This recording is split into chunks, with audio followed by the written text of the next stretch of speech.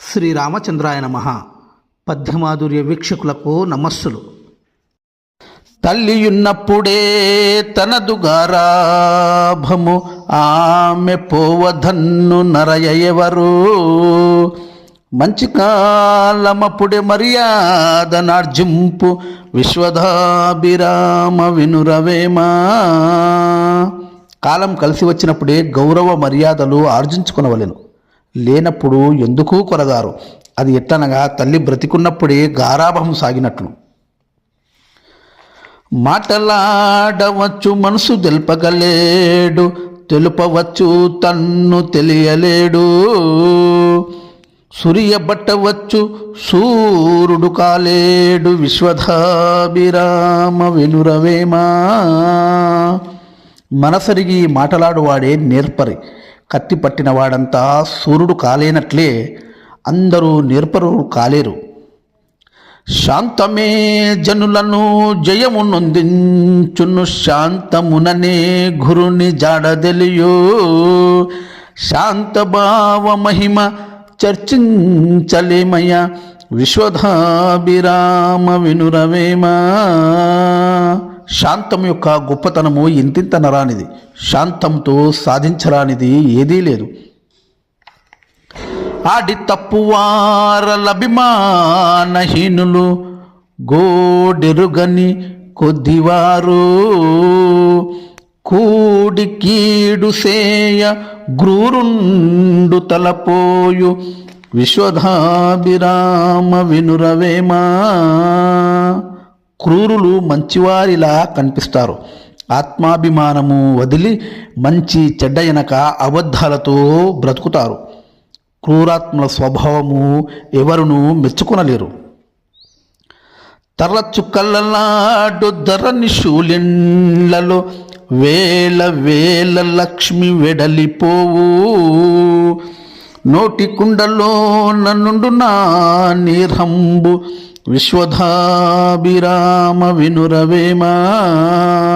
అబద్ధాలాడితే రాజులైనా సరే వారి ఇండ్లల్లో సంపద నశించిపోవును. చెల్లికుండలో నీరు నిలవనట్లే అసత్యమునకు విలువుండదు. కాబట్టి అసత్యములు ఆడరాదు, అవి ఎలాగో బయటపడతాయి. చంపగూడదెట్టి జంతువునైనను, చంపవలయులోక శత్రుగుణము. తేలుకుండి గుట్టందెలేమిషేయురా, విశ్వదాభిరామ వినురవేమా. మనము ఏ క్రూర జంతువును చంపరాదు. ఈ లోకంలో హింసా ప్రవృత్తిని, చెడు బుద్ధిని వదిలివేయవలెను. తేలుకొండిని తీసివేస్తే తేలు నుంచి ఎటువంటి హాని కలగదు గదా. ఆత్మయందే దృష్టి ననువుగాను నరించి, నిచ్చెల్లముగ దృష్టి నిలిపెనేని.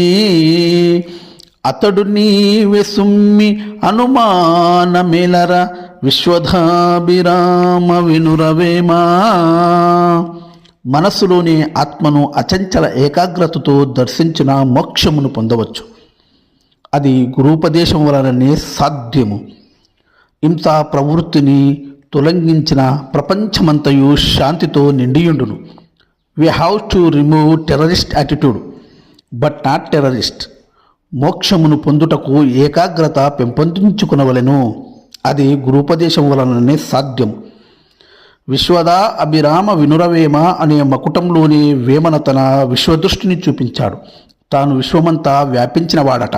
అంటే తాను చెప్పిన నీతులు వర్తించని వారు ఎవరూ లేరని మూర్ఖులను, సుబుద్ధులను, హీనులను, గుణగరిష్ఠులను, రాజులను, పేదలను, స్థానబలిమి గలవారిని, లేనివారిని అందరినీ అన్ని విధములుగా తట్టిలేపి చిట్ట చివరకు గురువే అందరినీ దరి చేర్చువాడని, దైవమును చూపించువాడని చెప్పిన ధీమంతుడు.